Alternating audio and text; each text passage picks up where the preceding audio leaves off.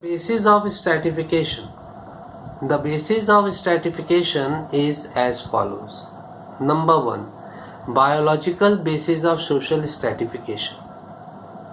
Generally, the ordinary society is divided into different groups or status on the basis or strata on the basis of biological characteristics.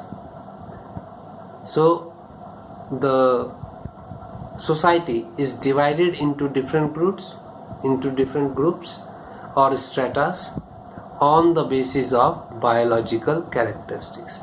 It is an account of the biological basis of race. The whites consider themselves to be superior than colored people. This is because of the biological basis of stratification that the whites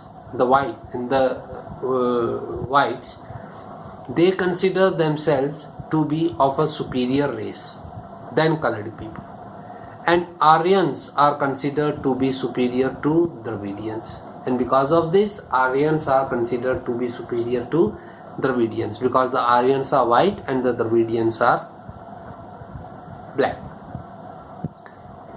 Basing on sex, men are considered superior to women. On the basis of sex, men are said to be superior to women. Basing on age, elders are considered superior to youngsters.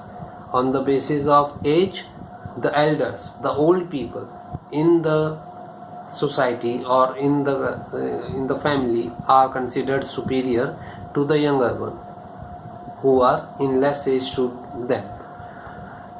By birth, Brahmins are considered superior to Shudras, and the Brahmins by birth are said to be superior than the Shudras. Second, socio-cultural basis of stratification. On the basis of economic position, rich who possess a good deal of wealth are considered superior to poor.